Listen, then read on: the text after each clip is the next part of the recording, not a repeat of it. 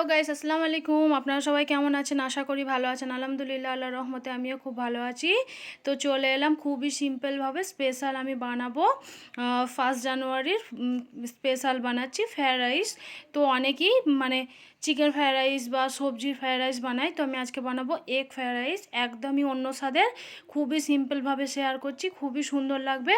Picnic বা ফিস্টির দুপুরে একদমই জমে যাবে, খুবই সুন্দরভাবে। বাচ্চা থেকে বড় সবাই এই রেসিপিটা পছন্দ করবে। তো অনুষ্ঠান বাড়ির থেকেও কিন্তু দারুণ স্বাদের এই রেসিপিটা বানানোর চেষ্টা করেছি খুবই সুন্দরভাবে। তো দেখেই বুঝতে পারছেন কতটা ঝরঝরে হয়েছে, খুবই সুন্দর লাগবে। তো খুব বেশি মিষ্টি আমি কিন্তু ইউজ করিনি, বেশি মিষ্টি হলে খুব একটা সবাই পছন্দ করে না। তো একদম অল্প মিষ্টি দিয়ে আমি একদম অন্য রকমের দারুণ স্বাদের আমি বানিয়ে নিয়েছি ফ্রায়েড রাইস। আর সাথে যদি থাকে এরকম চিকেন কষা, তো চিলি চিকেনের থেকেও এরকম চিকেন কষাটা আমি বলবো বেশি ভালো লাগবে। তো এই রেসিপিটা যদি না ট্রাই করে থাকেন, অবশ্যই একবার প্রথম থেকে লাস্ট পর্যন্ত দেখে বানিয়ে ফেলুন। পিকনিক বা ফিস্টিতে কিন্তু একদমই জমে যাবে, আর কিছুই দরকার লাগবে না। তো দেখেই বুঝতে পারছেন কতটা লোভনীয় হয়েছে, একদমই দারুণ স্বাদের। তো যে এখনও বানাননি, ঝটপট রেসিপিটা দেখে বানিয়ে নিন আর কমেন্ট করে জানান যে কেমন লেগেছে। তো দেখুন, আমি এগ ফ্রায়েড রাইসের জন্য যে সবজিগুলো নেবো সেগুলো আমি ভালোভাবে ধুয়ে এরকম একটু লম্বা লম্বা টাইপের করে কেটে নিয়েছি। তো আপনাদের যেরকম মন সেরকম হিসেবে সবজিগুলো কেটে নিতে পারেন। তো দেখুন, আমি এখানে নিয়ে নিয়েছি চাল। তো আপনারা যেরকম চালের বানাতে চান কম বেশি সেরকম নিয়ে নিতে পারেন। তো আমি এখানে 1 কেজি মতো চাল নিয়ে নিয়েছি। তো চালটা ভালোভাবে ধুয়ে নিয়েছি। তো চালটা দেখুন ভালোভাবে একদম ফ্রেশ হয়ে গেছে। তো আমি এখানে পানি গরম বসিয়ে দিয়েছি, একটা পাতিলে পানি গরম বসিয়ে দিয়েছি। তো আমি এখানে দিয়ে দেবো কিছু গরম মশলা। রাইসটা আমি 80% মতো বানিয়ে নেবো, 20% কিন্তু এমনিই হয়ে যাবে যখন আমি সবজিগুলো মিক্স করব। তো এখানে দেখুন আমি দিয়ে দিচ্ছি 1 কেজি চালের জন্য এখানে 2 চামচ মতো বড় চামচের লবণ দিয়ে দিয়েছি, আর গরম মশলা দিয়ে দিয়েছি। তো ভালোভাবে পানিটা ফুটিয়ে নিতে হবে। তো পানিটা দেখুন ভালোভাবে ফুটে গেছে। তো এবার আমি চালটার মধ্যে দিয়ে দেবো।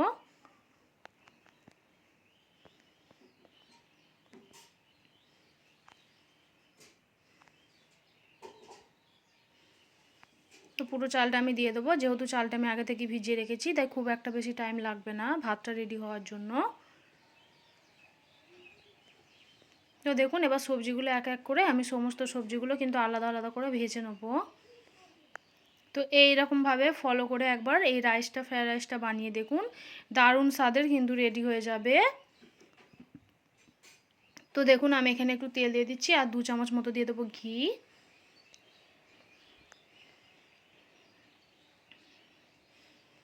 2 চামচ ঘি দিয়ে এবার ভালোভাবে আমি গরম করে নেব। দিয়ে কেটে রাখা সবজিগুলো আমি আলাদা আলাদা করে ভেজে নেব। ফার্স্টেই ভেজে নিচ্ছি আমি বিনসগুলো। হালকা করে একটু লবণ দিয়ে দেবো, আমি একটু নাড়াচাড়া করে নেওয়ার পর। অন্য কিছু মশলা দেওয়ার প্রয়োজন নেই, আমি অল্প করে একটুখানি লবণ দেবো যাতে সবজিগুলোর মধ্যে লবণটা মেশে আর খেতে ভালো লাগে।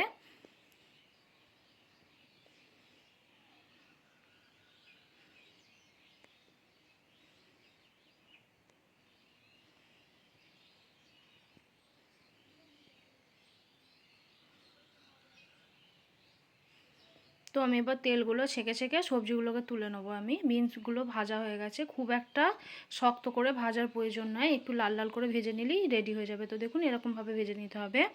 তারপরে ভেজে নেবো আমি ক্যাপসিকামগুলো। তো আপনারা রাইসটা যতটা বানাতে চান সেরকম হিসেবে সবজিগুলোর পরিমাণটা একটু কম বেশি করিয়ে নিতে পারেন। যেহেতু আমি 1 কেজি চালের রাইসটা বানাচ্ছি তাই আমি একটু সবজির পরিমাণটা বেশি নিয়েছি। তো দেখুন রাইসটা ভালোভাবে ফুটে গেছে। তো খুব বেশি বেশি শক্ত রাখাও যাবে না, আবার খুব বেশি নরম করাও যাবে না।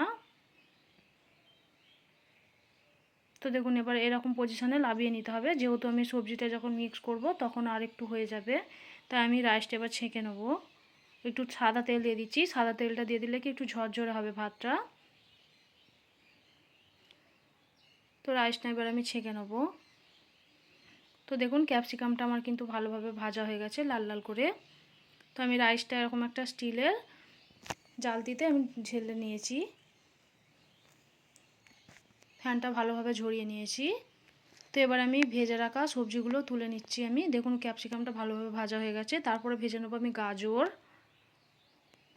তো একইভাবে আমি লবণ দিয়ে ভেজে নেবো, অল্প অল্প লবণ দিয়ে ভেজে নিলে খেতে সবজিগুলো ভালো লাগবে। তো আমার গাজরটাও ভাজা হয়ে গেছে। এবার ভেজে নিচ্ছি আমি মটরশুঁটিটা।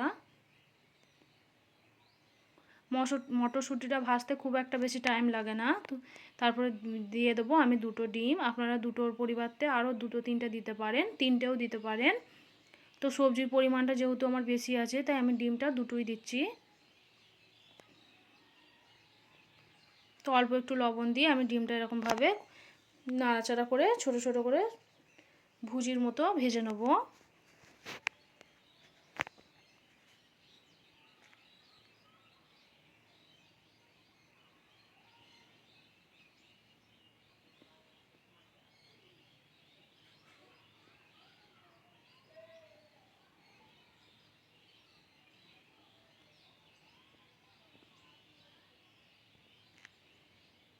একটু এরকম লাল লাল করে ভেজে নেবেন যাতে গন্ধটা না থাকে। তো আমি এখানে একটা পাতিল বসিয়ে দিচ্ছি। আপনারা হাঁড়ি বা পাতিল বা ফ্রাই প্যানেও করে নিতে পারেন। যেহেতু আমার চালের পরিমাণটা একটু বেশি তাই আমি একটু বড় দেখে একটা পাতিলই বসিয়ে দিচ্ছি। তো আমি দেখুন এখানে দিয়ে দিয়েছি একটু পরিমাণ মতো সাদা তেল, আর দিয়ে দিলাম 2 চামচ মতো গাওয়া ঘি।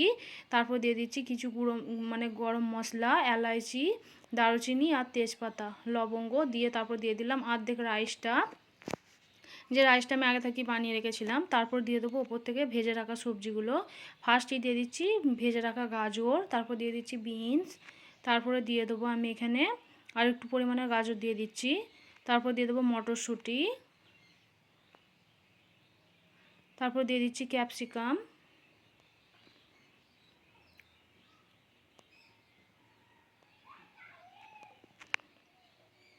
সমস্ত সবজিগুলো আমি ভালোভাবে সাজিয়ে দিয়ে দিচ্ছি ওপর থেকে।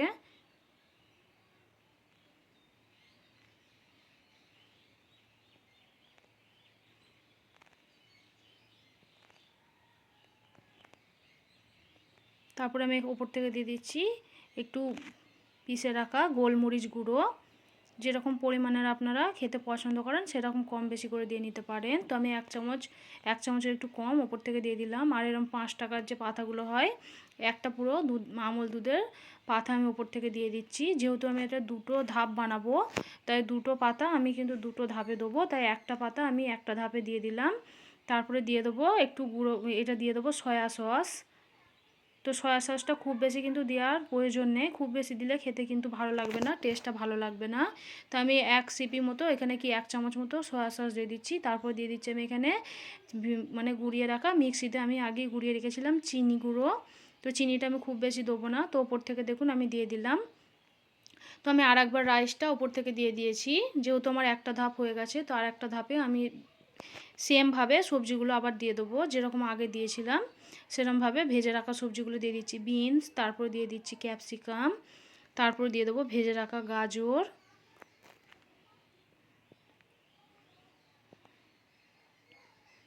সমস্ত সবজি একইভাবে আমি দিয়ে দেবো।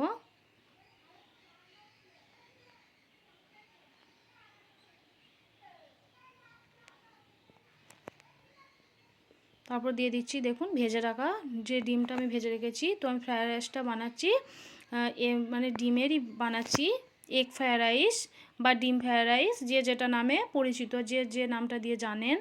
তো দেখুন ওপর থেকে একটু দিয়ে দিচ্ছি সয়া সস। যেহেতু আমি 1 সিপি নিচেই দিয়েছি বা 1 চামচ মতো, তাই ওপর থেকে একটু 1.5 চামচ মতো সয়া সস আমি ওপর থেকে দিয়ে দিচ্ছি।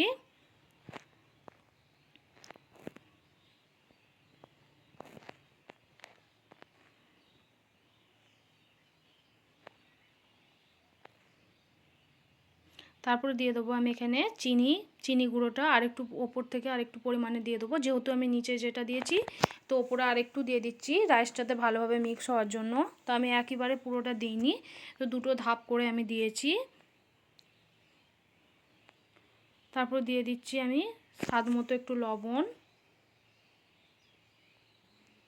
অল্প করে একটু লবণ দিয়ে দিচ্ছি। তারপর দেখুন আমি আর একটা পাতা আমল দুধে সেটাও আমি দিয়ে দিচ্ছি। যেহেতু একটা ধাপে 1 পাতা দিয়েছিলাম তো আর একটা ধাপে আর একটা পাতা আমি দিয়ে দিচ্ছি।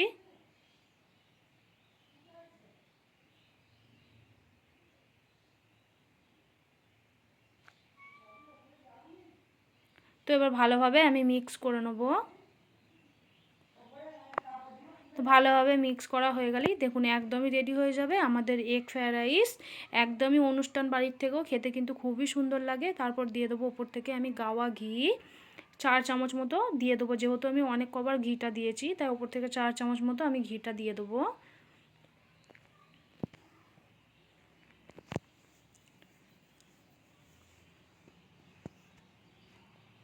4 চামচ মতো গাওয়া ঘিটা আমি দিয়ে দিচ্ছি।